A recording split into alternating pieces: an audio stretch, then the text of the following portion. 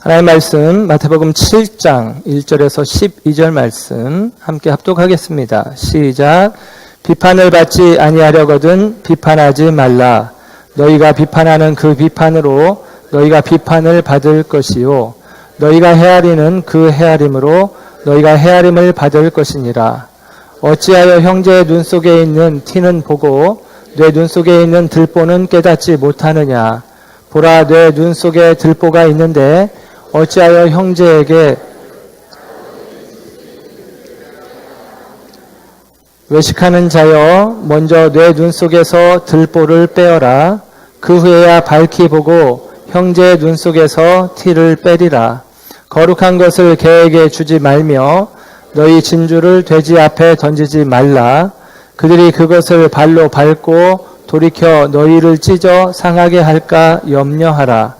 구하라, 그리하면 너희에게 주실 것이요 찾으라, 그리하면 찾아낼 것이요 문을 두드리라, 그리하면 너희에게 열릴 것이니 구하는 이마다 받을 것이요 찾는 이는 찾아낼 것이요 두드리는 이에게는 열릴 것이니라.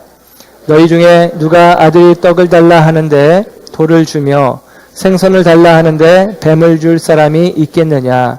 너희가 악한 자라도 좋은 것으로 자식에게 줄 줄 알거든 하물며 하늘에 계신 너희 아버지께서 구하는 자에게 좋은 것으로 주시지 않겠느냐. 그러므로 무엇이든지 남에게 대접을 받고자 하는 대로 너희도 남을 대접하라. 이것이 율법이요 선지자니라. 아멘. 아멘. 할렐루야. 오늘 이 시간 하나님의 사랑하심과 은혜가 저와 여러분 가운데 함께하는 줄 믿습니다. 오늘 마태복음 10번째 시간 밝히 보려면 이라는 제목으로 하나님 말씀을 전합니다. 아주 오래전에 있었던 일인데요. 신문에 실린 기사의 내용입니다. 금고털이 전문가인 최 씨가 감옥에서 동료들을 만나서 나쁜 일을 또 도모를 했습니다. 그리고 경기도 여주에 있는 한 별장을 그들이 털었어요. 금고를 열고 보니 돈은 없고 귀금속이 조금 있어서 그것을 챙겨갖고 나오다가 허름한 가방에 골프채가 담겨 있는 걸 보고 그 골프채라도 좀 팔아야 되겠다 하고선 골프채를 들고 나왔습니다.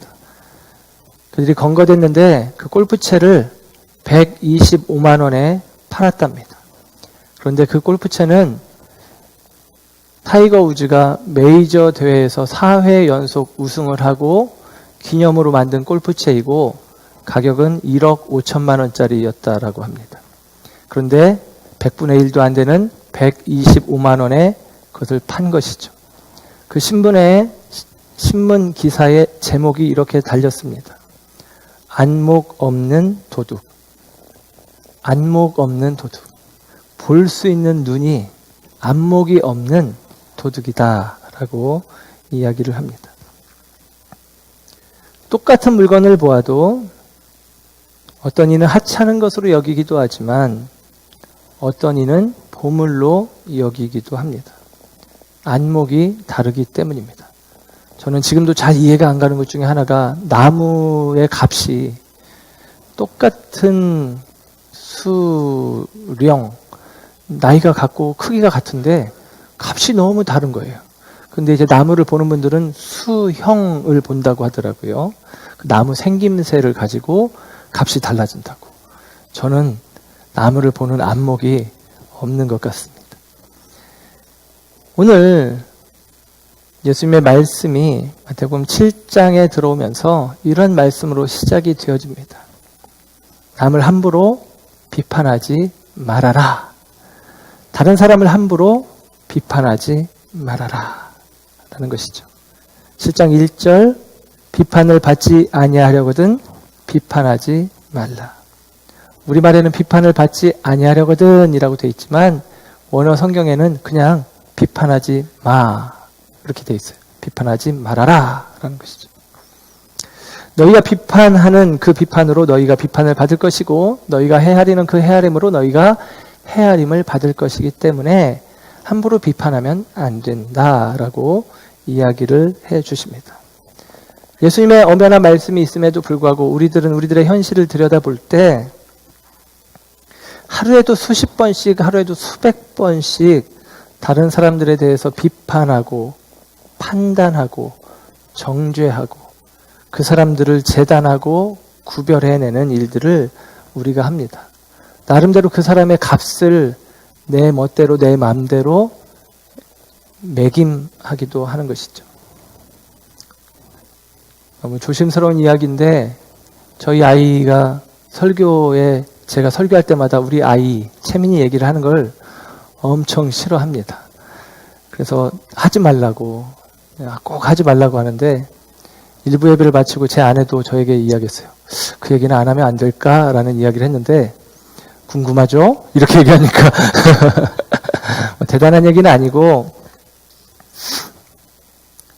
저희 아이가 제가 좀 속상해하고 안타까워하고 기도하는 내용인데 사람들을 친구들을 구분을 해버립니다. 괜찮은 친구, 그렇지 않은 친구. 물론 부모님들이 자녀들을 교육하면서 좋은 친구를 사귀어라. 그 의미는 바꾸어 나쁜 친구도 있다라는 의미겠죠. 근데 우리 아이가 벌써부터 그런 어떤 시각으로 사람들을 판단하고 구분하는 것들이 저는 마음이 아프고 불편하고 그래서 우리 아이에게 그렇게 하면 안 된다라는 이야기들을 하고 있지만 채민이의 귀에는 잘 안 들리나 봐요. 잘 안 되나 봐요. 그런데 여러분 그게 우리 채민이만 그런 것이냐? 여러분은 안 그렇습니까? 여러분은 다른 사람을 구분하고 판단하고 나름대로 그 사람은 괜찮은 사람, 괜찮지 않은 사람, 쓸만한 사람, 쓸모없는 사람, 잘난 사람, 못난 사람 구분하고 있지는 않습니까? 여러분은 몰라도 저는 그렇습니다. 저는 심지어 목사인데도 저는 우리 성도님들을 대하면서도 저도 모르게 자연스럽게 괜찮은 성도님, 어려운 성도님 등등으로 구분되기도 합니다. 잘하는 분, 못하는 분 저도 모르게 구분을 해요. 옳다는 의미가 아니라 그렇게 된다라는 것입니다. 그러니까 여러분 어떻게 해야 되겠습니까? 잘해야 되겠죠. 네. 근데 그 얘기를 하려고 하는 게 아니잖아요. 예수님 말씀하시는 것은 비판하지 말아라. 판단하지 말아라. 헤아리면 그 헤아림으로 너도 헤아림을 받을 것이다. 그런 이야기를 하고 있는 것입니다. 물론 우리가 사람들과 더불어 살아가면서 우리들의 인생 속에서 옳고 그름을 분별하는 것은 중요합니다. 시, 비를 분간하고 곡직을 판단하는 것이 중요하죠. 옳은지, 그른지, 그것이 곧은 것인지, 비뚤어진 것인지, 뒤틀린 것인지 우리는 구분을 해야만 합니다. 그래야 우리가 바른 생각과 바른 삶을 살아갈 수 있기 때문입니다. 문제는 우리가 그것들을 구분하고 판단하는 것이 우리 가운데 그냥 허락되지 않은 것이 아니라 구분하고 판단해야 할 필요가 분명히 있는데 문제는 그 판단하는 기준이 나라는 것이기 때문이라는 것입니다. 나의 자의식이 그 판단의 기준이 되어지는 일들이 많다라는 것이죠. 그 판단에 기초하고 있는 것은 나의 자의성, 나의 생각입니다. 나의 판단입니다. 그런데 여러분, 나라는 존재가 어떻습니까? 옳고 그름의 판단 기준인 나라는 존재가 여러분 얼마나 변덕스러운 존재인지 하루에도 생각이 12번이 더 바뀝니다. 수백 번이 바뀝니다. 오락가락하기가 이만저만하지 않습니다. 그런 내가 판단 기준이 되어지면 아이들의 표현으로 엄마 아빠가 기분대로 판단한다라고 하는 이야기를 듣기도 하는 그런 모습이 우리라는 것이죠. 나라는 존재가 믿을만한가? 나라는 존재의 판단이 정말 그게 참되고 바르다라고 말할 수 있는가? 그렇지 않다라는 것입니다. 그래서 우리는 함부로 판단하는 일을 해서는 안 되죠. 옳고 그름, 곧고 구분을 우리는 구분해야 하겠지만 그러나 그것들이 우리에게 쉬 용납되는 것이 아니다라고 하는 사실입니다. 존 맥스웰 목사님이 이런 이야기를 합니다. 남을 판단할 때는 그의 행동을 기준으로 삼으면서 그 기준은 가혹하기 이를 데 없다. 반면에 자신을 판단할 때는 의도를 기준으로 삼는다. 그렇게 말합니다. 다른 사람을 판단할 때에는 그 사람의 행동을 기준으로 삼아서 너 왜 그렇게 행동했어? 너 왜 그것밖에 못했어? 너 왜 그런 모습을 보이는 거야? 라고 우리는 판단하는데 자기를 판단할 때에는 의도, 내가 원래 그럴 생각이 아니었는데, 내가 지각할 마음이 없었는데, 내가 그런 말을 할 생각이 아니었었는데 실수로 혹은 좀 피치 못할 사정이 있어서 그런 식으로 나를 판단하는 기준은 나의 의도, 내가 그럴 마음이 없었어 라고 하는 나의 의도를 가지고 판단하지만 다른 사람을 판단할 때는 그 사람의 의도나 생각은 상관없이 너 왜 그렇게 했어 라고 하는 행동을 중심으로 판단한다는 것이죠. 그 행동을 중심으로 판단할 때 우리는 비난하고 책망할 일들이 많이 있음을 우리는 생각할 수 있고 보게 되어집니다. 어떤 사람이 자기 자신을 인정받기 위해서 내가 선한 사람이다, 내가 옳은 사람이다 라는 것을 인정받기 위해서 할 수 있는 행동은 두 가지입니다. 첫째는 선한 사람이 되는 것입니다. 옳은 행동을 하는 것이죠.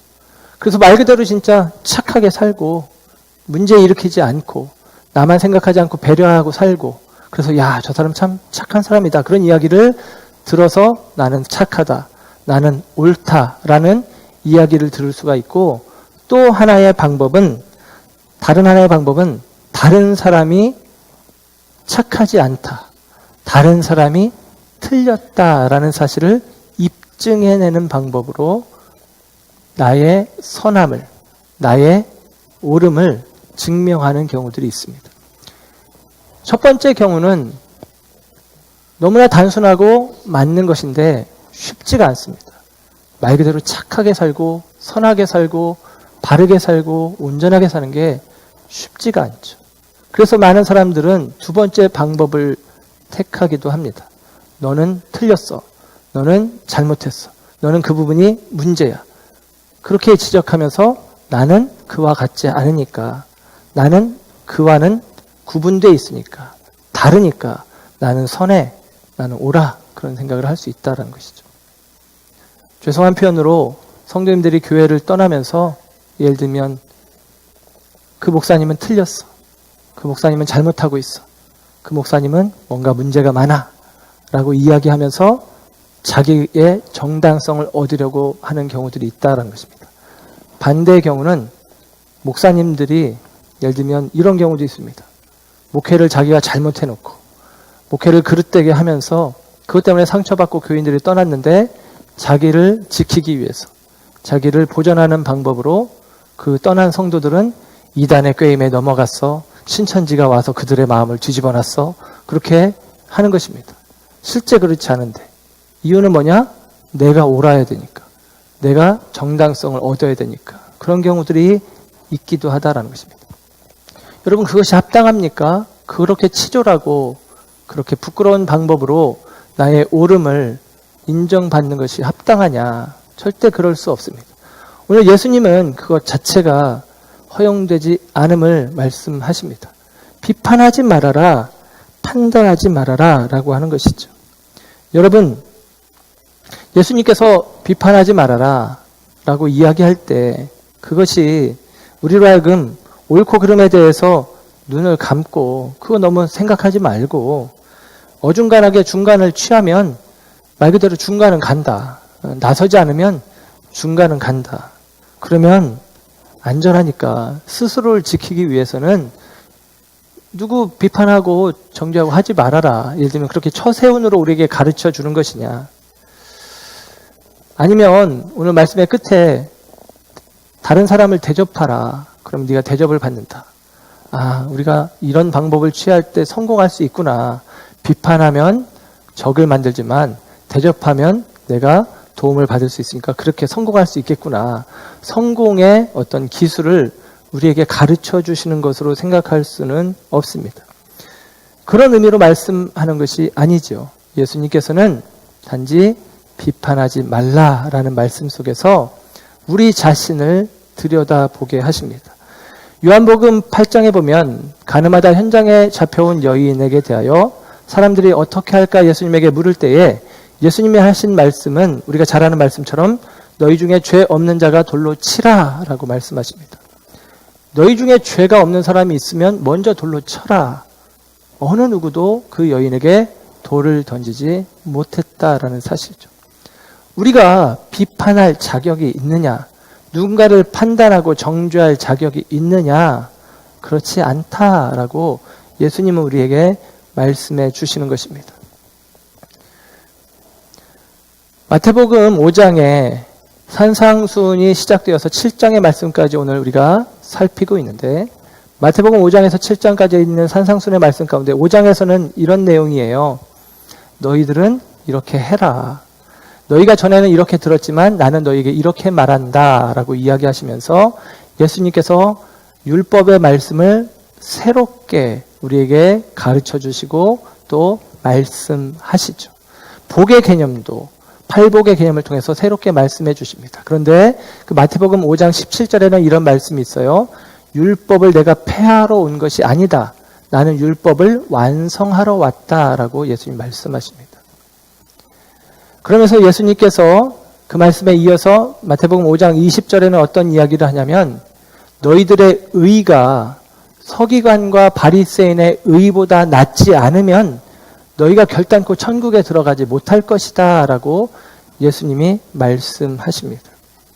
그런데 여러분, 바리새인과 서기관과 바리새인은 그들은 그 당시에 의인들이었어요. 사람들에게 존경받고 인정받는 사람들이었다라는 사실입니다. 그들의 의보다 우리가 더 나을 수 있어야 된다라고 이야기하는 것이죠. 그리고 이 바리새라는 말 자체가 가지고 있는 의미가 바리사이라는 말은 구분한다, 나눈다라는 뜻이 있습니다. 바리새인들은 우리식으로 표현하면 구별된 자, 나뉘어진 자, 성도라는 말의 뜻이 구별되었다라는 뜻이거든요. 분별되었다, 성별되었다라는 뜻인데 우리가 이제 성도라고 하는 것이죠. 근데 바리새인들은 스스로 우리는 구별되었다, 우리는 저들과 분리되었다, 저들과 다르다라고 이야기하는 것입니다. 그래서 그들의 생각으로는 우리는 그들과 다르니까, 죄인들과 다르니까 나는 의로워라고 생각을 하고 있는 것이죠. 그리고 사람들은 다 객관적인 기준으로 바리새인들은 다른 사람들보다는 더 신앙생활을 열심히 하니까, 잘 사니까 의로운 사람들하고 인정받아 왔다라는 것입니다. 그런데 예수님은 그 바리새인과 서기관의 의보다 우리의 의가, 예수 제자의 의가 더 낫지 않으면, 크지 않으면 천국에 들어가지 못한다라고 말씀해 주시는 것입니다. 여러분, 이 말의 의미가 무엇입니까? 오늘 예수님께서 너희들은 비판하지 말아라, 너희들은 판단하지 말아라 라고 말씀하시면서 예수님이 이어서 하시는 말씀은 3절의 말씀을 보니까 이렇게 기록이 되어 있습니다. 어찌하여 형제의 눈 속에 있는 티는 보고 내 눈 속에 있는 들보는 깨닫지 못하느냐 라고 이야기를 합니다. 어찌하여 내 눈 속에 있는 들보는 깨닫지 못하느냐. 5절에도 말하죠. 외식하는 자여 먼저 내 눈 속에서 들보를 빼어라 라고 이야기합니다. 자기 눈 속에 들보가 있는데 보지 못하느냐, 그것을 빼어라. 외식하는 자여.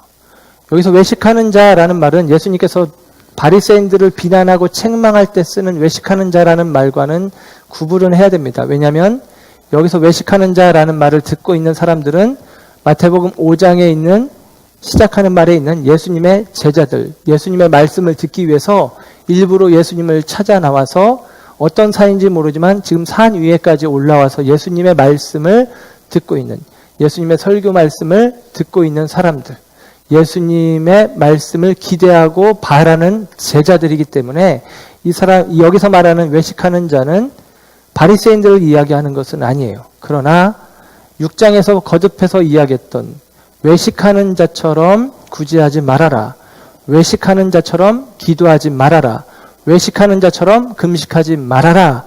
라고 이야기할 때의 그 의미처럼 이 외식한다라는 의미는 연기한다라는 의미인데 연기자처럼 하지 말라라는 것이죠.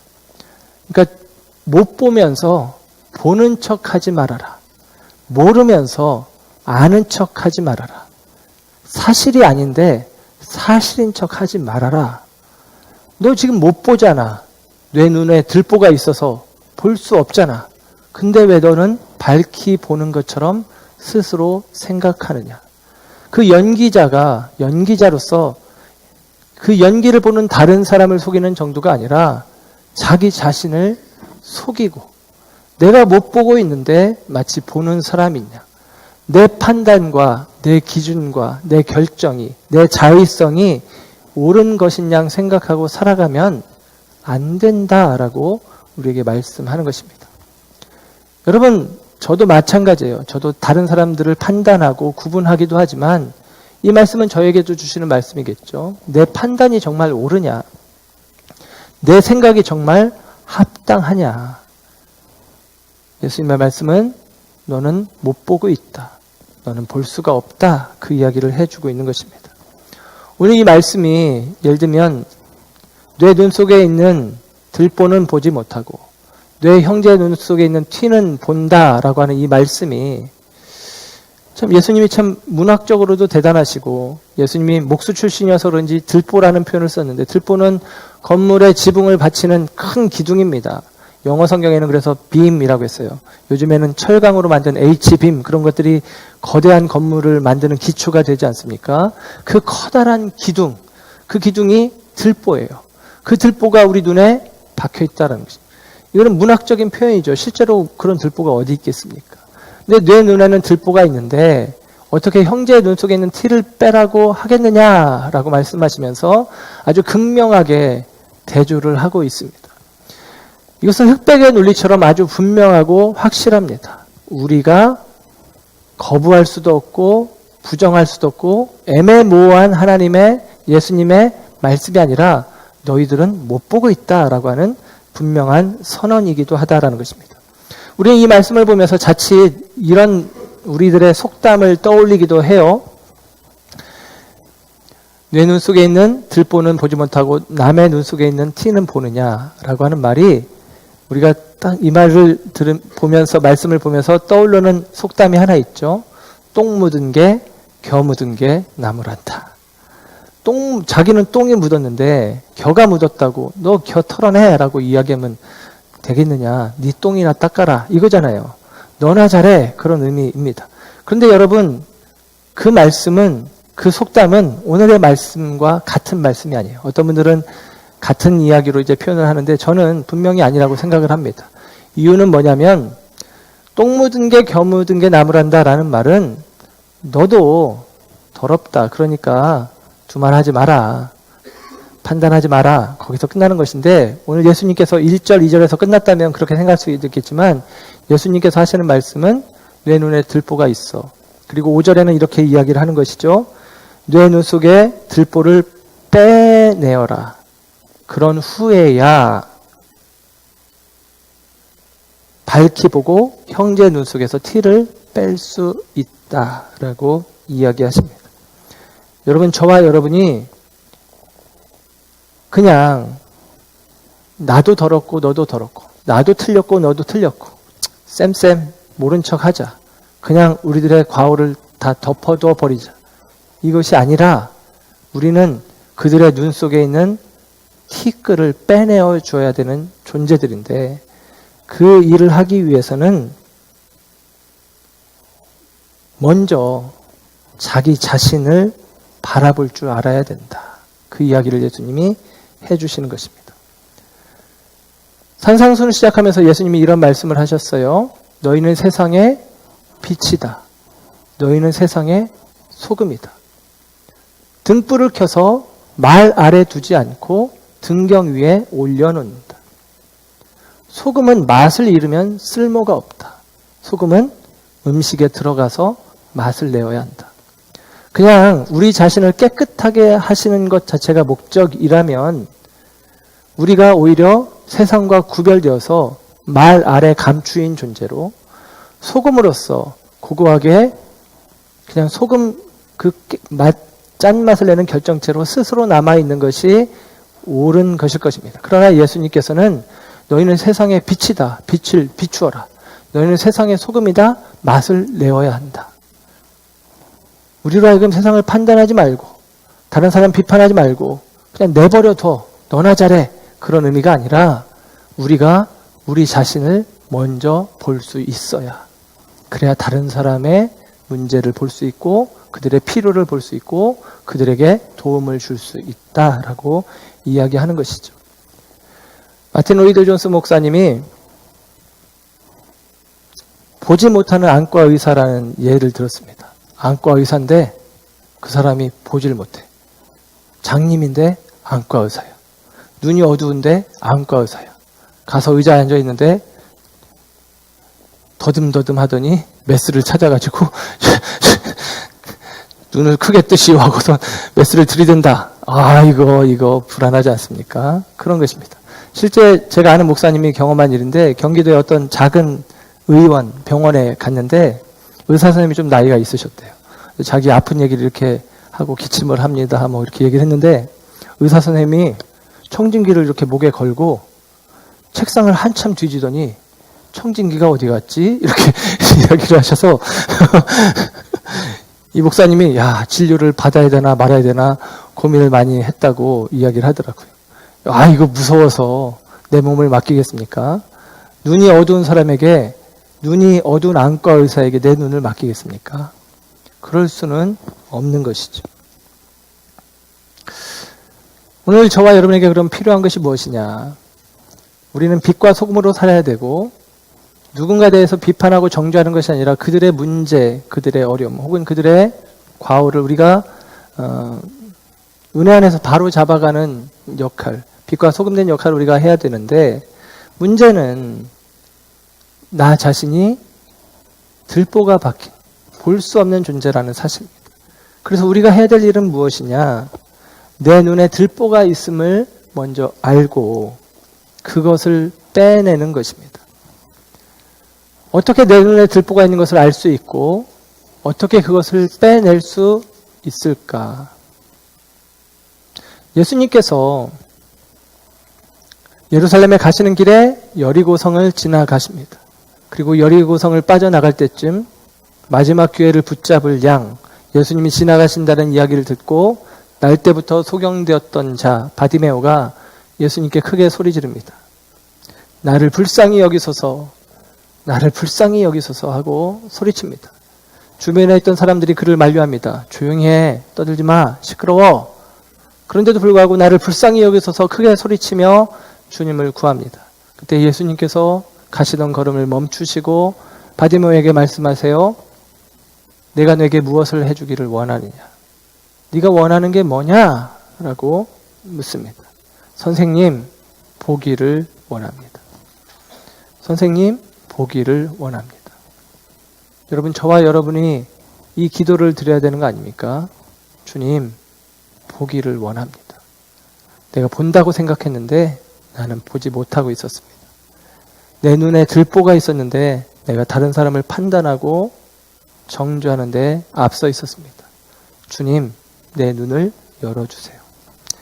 바디메오를 긍휼히 여기시고 예수님께서 그 눈을 열어주십니다. 날 때부터 평생 맹인이었던 사람이 드디어 눈을 떴습니다. 그러면 얼마나 보고 싶은 게 많을까요? 나무를 보고 사람을 보고 많은 것들이 보고 싶었을 것입니다. 하늘을 보고 싶었겠죠. 우리처럼 미세먼지로 덮인 잿빛 하늘이 아니라 새파란 하늘을 바라보고 그게 어쩌면 바디메오의 소원이었을 것이고 그리고 그 소원을 주님께 아뢰인 것입니다. 그런데 바디메오는 사람을 보고 하늘을 보고 나무를 보고 건물을 보는 게 아니라 자기의 눈을 뜨게 하신 예수님을 봅니다. 성경은 표현하기를 그가 눈을 뜨고 예수님을 그 길에서 따랐다라고 이야기합니다. 바디메오의 눈이 열려진 순간 바디메오는 세상을 본 것이 아니라 주님을 본 것입니다. 사랑이요, 생명이요, 진리이신 주님을 그가 바라보게 됩니다. 그리고 그 주님을 거울 삼아 자기 자신을 보게 되는 것이죠. 육신의 눈만 어두운 줄 알았는데 영혼의 눈마저 멀어 있었다라는 사실을 깨닫게 되는 것입니다. 그리고는 비로소 자기가 추구해야 할, 자기가 나아가야 될 길을 그곳에서 발견합니다. 그리고 예수님을 따라가는 것을 주저하지 않았다라고 하는 사실입니다. 예수 믿는 사람들을 박해하던 청년 사울이 다메섹으로 가는 길에 호련히 정오의 빛 속에, 환한 빛 속에 예수님을 환상 가운데 만납니다. 예수님을 만나고 부활하신 예수님이 그를 만나주신 이후에 놀랍게도 바울은 눈이 멉니다. 그래서 볼 수 없는 눈으로 다른 사람의 손에 이끌려 그가 가려고 했던 다메섹으로 들어가는데 그 다메섹에 거주하는 아나니아라고 하는 선지자가 사울의 눈을 안수하여서 열게 합니다. 하나님의 말씀대로 그렇게 하는데요.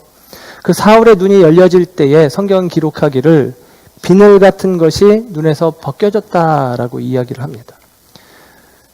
보지 못하던 사울이 보게 되었는데 그 보게 되는 그 순간 사도행전 9장에서는 비늘 같은 것이 벗겨졌다라는 거예요. 비늘, 물고기 비늘 있죠. 네. 그게 보면은 살짝 투명한 것 같은데 그것이 만약에 우리 눈을 덮고 있다. 그러면 제대로 볼 수가 없겠죠. 그러니까 사울은 이제까지 사실은 보고 걷고 살았는데 예수님을 만난 다음에 눈이 멀었는데 나중에 아나니아의 안수를 통해서 눈을 뜨는 이 장면이 상징적으로 하나님께서 사울이 그동안 그 생각과 그 영의 눈이 비늘 같은 것에 덮여 있었다라는 사실을 말씀해 주시는 것입니다. 이기심과 욕망과 편견에 자기 우상에 갇혀서 자기 판단, 자의성을 가지고 판단하기를 예수님은 말 그대로 신성모독한 죄인이요. 예수님을 따르는 무리들은 이단의 무리요. 그들을 박해하는 것이 하나님을 위한 일이라고 그는 판단했고 그 생각을 따라 열심히 살아왔습니다. 그런데 하나님께서, 예수님께서 그 바울을 만나주시고 그 눈의 비늘을 벗겨주셨을 때 비로소 사울은 예수님을 향하여 하나님의 아들이시라, 예수님을 향하여 그리스도라 인정하고 나아가 그 그리스도를 전하는 자가 되었다라고 하는 사실입니다. 사울이 눈을 뜰 때 그가 다시 보게 되었다라는 표현이 성경에는 나오는데 이게 헬라어 원어의 단어로는 다시 본다라는 말이 아나블레포라고 하는 단어입니다. 아나블레포라는 말은 다시, 블레포 본다라는 말이에요. 다시 본다. 그런데 이 아나라고 하는 말은 다시라는 말 뜻도 있지만 위로라는 뜻도 있습니다. 위로. 사울이 비늘 같은 것이 벗겨져서 다시 보게 되는데 그는 새로운 눈을 허락받았기도 했지만 이제 그의 시선이 땅을 향하지 않고 하늘을 향하는 시선으로 바뀌어졌다라는 의미입니다. 사랑하는 여러분, 저와 여러분이 오늘 주님께 구할 것은 무엇이냐? 내가 보는 그 눈, 내가 판단하는 그 자의적인 판단, 자의성이 아니라 하늘로부터 오는 시선이, 하늘로부터 오는 판단이, 하늘로부터 오는 새로운 눈이 저와 여러분 가운데 필요하다라는 것입니다. 그래서 저와 여러분은 기도해야 합니다. 주님, 보기를 원합니다. 주님, 내 눈을 열어주십시오 라고 우리가 기도해야 된다라고 하는 것이죠. 하늘로부터 오는 새로운 안목이 우리 가운데 있어야 하겠습니다. 하늘로부터 오는 새로운 시선이 우리 가운데 필요합니다라고 우리는 기도하는 것입니다. 오늘 본문의 말씀, 비판하지 말라라고 하는 말씀 이어서 5절까지의 말씀으로도 이야기가 끝나는 것 같지만 우리가 본문을 12절까지 읽었잖아요. 12절의 말씀은 네가 남에게 대접받고 싶은 대로 남을 대접하라 라는 이야기거든요. 근데 이 말씀이 우리가 읽은 말씀인데 그 중간에 우리가 잘 아는 말씀인 7절부터 11절까지의 말씀이 끼어 있어요. 7절과 8절은 우리가 잘 알죠. 구하라 주실 것이다. 찾으라 찾을 것이다. 문을 두드리면 너희에게 열릴 것이다. 그런 이야기가 이제 기록이 되어져 있습니다. 그런데 여러분, 우리가 보는 마태복음에는 1절부터 5절까지 그리고 7절부터 12절까지가 이렇게 구분되어서 이렇게 우리는 생각하고 판단하고 또 실제로 우리가 이 말씀을 보면서 성도님들의 마음 가운데 크게 남는 그리고 한국교회에서 많이 강조하는 말씀은 무엇이냐? 7절과 8절의 말씀이에요. 그렇잖아요. 우리 많이 알잖아요. 구하라 주실 것이다. 찾으라 찾을 것이다. 문을 두드리라 그러면 너에게 열릴 것이다. 이 말씀 너무 좋잖아요. 이 말씀. 그러니 그 말씀을 우리가 좋아하고 그 말씀을 한국교회가 붙잡고 있습니다. 그런데요. 이 말씀은 1절, 2절 그리고 12절 사이에 있는 말씀이에요. 1절과 2절의 말씀은 비판하지 말아라. 12절은 대접하라. 근데 이 말씀이 누가복음에는 한 문장으로 이어져 있습니다. 그러니까 1절, 2절과 마태복음 7장 1절, 2절과 12절의 말씀이 누가복음에는 한 문장처럼 이어져 있는데 누가복음에는 이렇게 기록이 되는 거예요. 비판하지 말아라. 그리하면 너희가 비판을 받지 않을 것이요. 정죄하지 말라. 그리하면 너희가 정죄를 받지 않을 것이요. 용서하라. 그리하면 너희가 용서를 받을 것이요. 주라. 대접하라. 그리하면 너희에게 줄 것이요.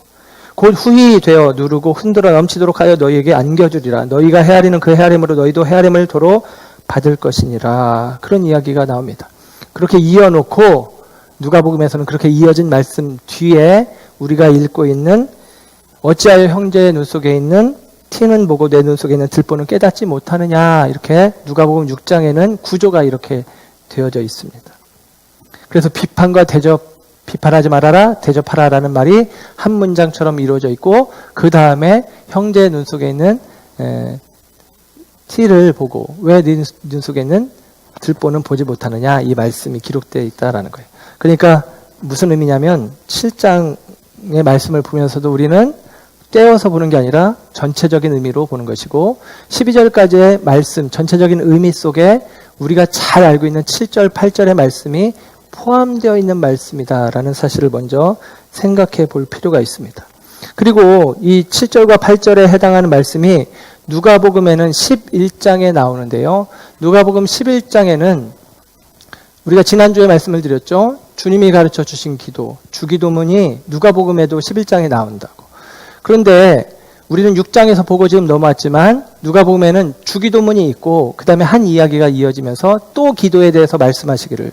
그러니까 예수님이 기도를 가르쳐 주시고 또 기도에 대해서 말씀하시면서 이어서 하신 말씀이 오늘 우리가 읽는 7절, 8절에 있는 구하라 주실 것이다. 찾으면 찾을 것이다.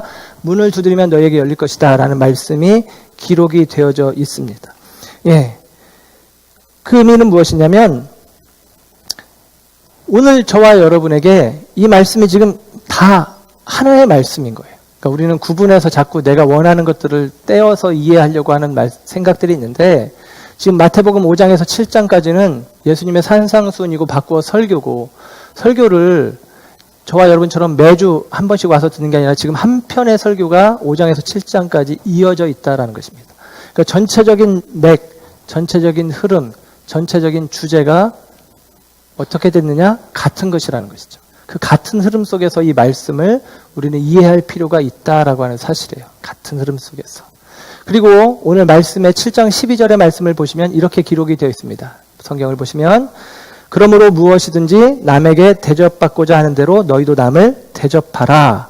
그 다음에 나오는 말씀이 이것이 율법이요 선지자니라. 너희가 남에게 대접받고자 하는 대로 대접하라. 이 말씀을 기독교의 황금률이라고 이야기를 해요. 세상에서도 가장 기독교의 메시지의 핵심이다 이렇게 이야기를 하는 말씀이에요. 그런데 이 말씀이 왜 기독교의 핵심이냐? 그 뒤에 나오는 예수님의 말씀 때문이에요. 어떤 의미냐? 율법이요 선지자다. 이것이 율법이고 이것이 선지자다. 이 율법이여 선지자라는 말은 예수님이 쓰실 때 혹은 신약 성경에서 쓰일 때는 그 의미는 구약 성경을 뜻하는 것입니다. 구약 성경은 율법서와 선지서로 거의 채워져 있습니다. 이것이 구약 성경이다. 바꿔 말하면 이것이 하나님의 말씀이다. 바꿔 말하면 이것이 하나님의 뜻이다라고 예수님이 이야기하는 거예요. 너희 비판하지 말고 너희는 대접해라. 너희는 주어라. 그것이 하나님의 뜻이다라고 이야기하는 것이죠. 그러면서 그 앞에 기도의 내용을 언급하는 것입니다. 그런데 여러분 지난주에 배운 말씀, 살핀 말씀과 맥이 같지 않습니까? 지난주에 주의 기도가 있고 염려하지 마라. 하나님이 아신다. 미리 아신다. 그러므로 너희는 이렇게 기도하라. 그러므로 너희는 먼저 그의 나라와 그의 의를 구하라. 우리가 구할 것이 무엇인지를 가르쳐 주시죠. 염려하지 말고 다만 하나님의 나라와 하나님의 의를 구해, 하나님의 뜻을 구해, 그렇게 우리에게 말씀하신 것이죠. 오늘 본문도 같은 의미입니다. 비판하는 게 아니라 대접하고 섬기고 나누는 것이 하나님의 뜻이다. 그것을 너희가 구해야 된다. 구하라 주실 것이요, 찾으라 찾을 것이요, 두드리라 열릴 것이다. 그렇잖아요. 오늘 7절과 8절에 구하라 찾으라 두드리라. 구하는 이는 받고 찾는 이는 찾고 두드리면 열린다. 그러면서 9절에는 너희 중에 누가 아들이 떡을 달라 하면 돌을 줄 사람이 있고 생선을 달라 하면 뱀을 줄 사람이 있겠느냐. 너희가 악한 자라도 너희 자녀에게 좋은 것을 줄 줄 아는데 하늘에 있는 너희 아버지께서 너희에게 좋은 것을 주시지 않겠느냐. 하나님이 좋은 것을 주실 테니까 그분에게 좋은 것을 구하라라는 것입니다. 그래서 오늘 본문 6절의 말씀도 해석이 되는데요. 6절로 가면 이렇게 말씀이 기록되어 있습니다. 거룩한 것을 개에게 주지 말며 너희 진주를 돼지 앞에 던지지 말라. 그들이 그것을 밟고 발로 돌이켜 너희를 찢어 상하게 할까 염려하라. 그럽니다. 여러분, 개, 돼지가 구하는 것은 먹을 것입니다. 그들에게 귀중한 것을, 그들에게 거룩한 것을, 그들에게 보석을 진주를 준다고 해서 그들이 그것을 알지 못한다라는 것이죠. 우리가 구할 것은 개, 돼지가 구하는 먹을 것이 아니다라는 것이죠. 우리가 구할 것은 개, 돼지가 구하는 먹을 것이 아니라 거룩한 것이요, 보석과 같은 것이요, 참된 것이요, 영원한 것입니다. 그것을 우리는 구해야 된다라는 거예요. 그게 무엇이냐? 비판하지 말아라. 대접하라. 이것이 선지자요, 이것이 율법이라. 이것이 율법이요, 이것이 선지자라. 이것이 하나님의 말씀이라. 이것이 하나님의 뜻이라. 저와 여러분들이 구해야 되는 것이 그것이다라는 것입니다. 마태복음 계속같이 그 이야기를 해오고 있습니다. 긍휼히 여기는 자는 긍휼히 여김을 받을 것이다. 너희들이 죄를 사하면 사함을 받을 것이다. 사하지 않으면 사함받지 못한다. 비판하면 비판받는다. 대접하면 대접받는다. 라고 이야기를 하는 것입니다. 여러분, 우리가 비판을 통해서 다른 사람을 판단하고 정죄하며 나를 의롭게 하는 방법이 있다고 했죠. 그 방법을 취하는 것이 어찌 보면 우리에게 수월할 수 있습니다. 그러나 그것은 외식하는 자들 혹은 바리새인들이 취하는 모습의 방법입니다. 저와 여러분들이 취해야 될 것은 우리가 누군가를 비판하는 방법이 아니라 우리가 의로워지는 것입니다. 내가 의로워지는 방법을 취하는 것이죠. 내가 주님 앞에서 새롭게 거듭나는 것이 우리 가운데 필요하다라는 것입니다. 비판의 의가 아니라 다른 사람의 짐을 대신 져주는 의가, 구분하고 나누는 의가 아니라 더불어 함께 품고 안아주는 의가, 그 사람들을 조목조목 따져서 그들을 정죄하는 의가 아니라 주님이 우리를 헤아려 주신 그 헤아림으로, 그 마음으로 그들을 헤아려 주고 이해하는 의가 저와 여러분 가운데 필요하다라는 것입니다. 이것을 우리는 구해야 된다라고 이야기해 주십니다. 왜 우리가 이런 기도를 할 수 있느냐? 10절의 말씀처럼, 11절의 말씀처럼 하나님께서는 우리가 혹 개, 돼지처럼 돌을 달라 해도 돌을 달라 해도 떡을 주시는 분이고 뱀을 달라 해도 생선을 주시는 분이기 때문입니다. 우리는 헛된 것을 구하고 우리는 잘못된 것을 구하고 우리는 욕심을 따라 구하지만 하나님께서는 우리를 위하셔서 하나님께서 떡과 생선, 그게 나중에 가면 오병이어로 드러나겠지만 다름 아니라 그리스도가 저와 여러분 가운데 주어졌다라는 사실입니다. 우리는 개, 돼지처럼 먹고 마시고 염려하며 사는 것을 위해서 구하며 살아가고 있을지 모르지만 하나님께서는 하물며 하늘에 계신 너희 아버지께서 너희에게 좋은 것을 주시지 않겠느냐. 사실 이 말씀이 누가복음에는 예전에도 한번 말씀을 드렸지만 하물며 아버지께서 성령을 너희에게 주시지 않겠느냐 그럽니다. 여러분, 저와 여러분이 어떻게 이 마음을 품고 살아갈까요? 하나님의 마음이 내게 부어져야 됩니다. 성령이 우리를 주장하시고 다스리실 때 가능한 일이죠. 저와 여러분이 그리스도를 대면하고 우리 가운데 하나님이 허락하신 하나님이 주신 그리스도를 대면하고 그 주님을 우리가 볼 때 그 주님을 거울 삼아 내 눈에 있는 들보를 비로소 발견하게 되는 것입니다. 나의 허물을, 나의 죄됨을 발견하고 그리고 그 주님이 내 눈을 열어주실 때 내 눈에 있는 들보를 뽑아내시며 내 눈을 덮고 있었던 자의식의 비늘을 벗겨주시며 그 주님이 나로 하여금 다시 보게 하시고 이제 나의 시선을 땅에서 하늘로 끌어올리셔서 하늘을 보게 하실 때에 비로소 저와 여러분이 다른 사람들을 도울 수 있는 그들의 인도자가 되는 맹인이 맹인을 인도할 수는 없지만 그리스도로 말미암아 우리에게 빛이 비춰질 때 저와 여러분이 세상의 빛된 자의 삶을 살아갈 것이고 그리스도로 말미암아 저와 여러분이 잃었던 생명, 잃었던 맛을 되찾을 때 저와 여러분들이 세상에 소금으로 살아갈 수 있다라고 하는 사실입니다. 골프채를 1억 5천만 원짜리를 125만에 팔아먹은 안목 없는 도둑. 그는 우리가 비웃을 수 있지만 사실은 우리 자신입니다. 우리는 누군가를 판단하고 누군가를 값을 매기며 내 멋대로 그 사람은 옳고 그 사람은 그르고 그 사람은 합당하고 그 사람은 합당하지 않고 그 사람은 가능성이 있고 저 사람은 가능성이 없고 라고 우리의 안목으로는 그렇게 판단할지도 모르겠습니다. 그런데 예수님은 전혀 다른 안목을 갖고 계시죠.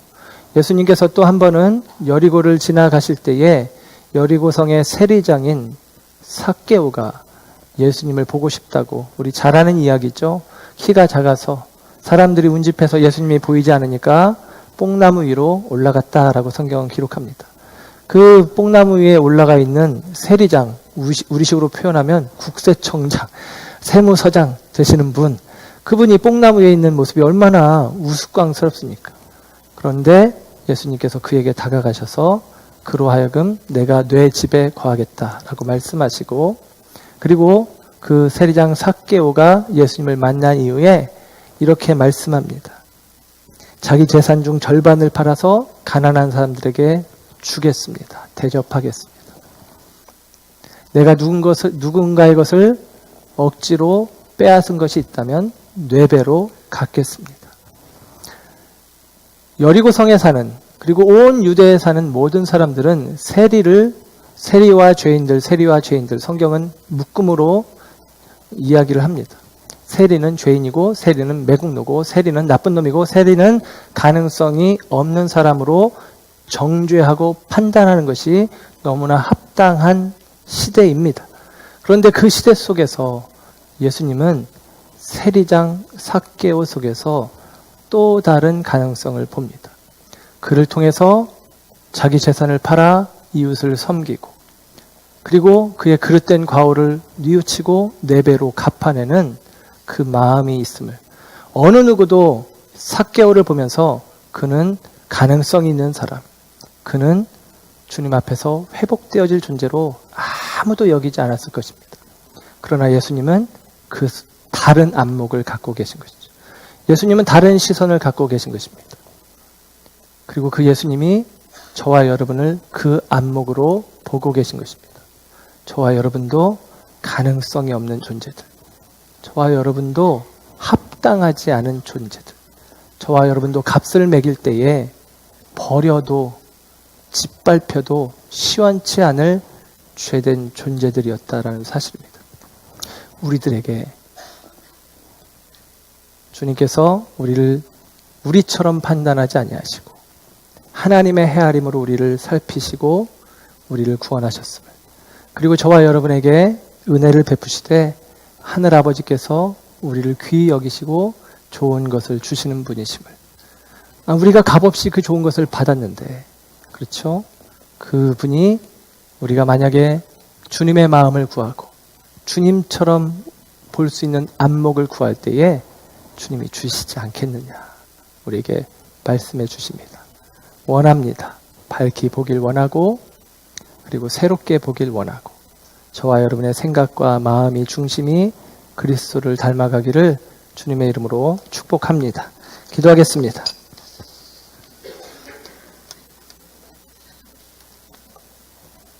주님, 오늘 우리가 주님의 말씀 앞에 섭니다. 주님의 뜻이 무엇인지, 하나님의 말씀이 무엇인지 비판하지 말고 대접하라. 우리가 주님이 우리를 비판하시고 정죄하셨다면 어떻게 하나님 앞에 설 수 있겠습니까? 우리를 위하여 아낌없이 내어주신, 우리를 위하여 좋은 것을 내어주신 주님의 그 은혜를 힘입어 주님 앞에 서 있음을 기억하게 하시고, 다시금 우리가 이 시대 속에 바라고 구하는 것은 우리가 이 비판의 의와 짐져주고 함께하고 헤아려주는 의로운 이 의 사이에서 우리가 구할 것은, 찾을 것은, 두드릴 것은 주님의 마음을 원하는 것입니다. 주님의 안목을 우리에게 더하여 주셔서 우리로 하여금 나의 자의식을 가지고 세상을 바라보고 또 이웃들을 바라보는 것이 아니라 하나님 아버지의 마음을 가지고 저들을 바라볼 수 있는 생명된 마음 허락하여 주시옵소서. 예수님의 이름으로 기도드립니다. 아멘.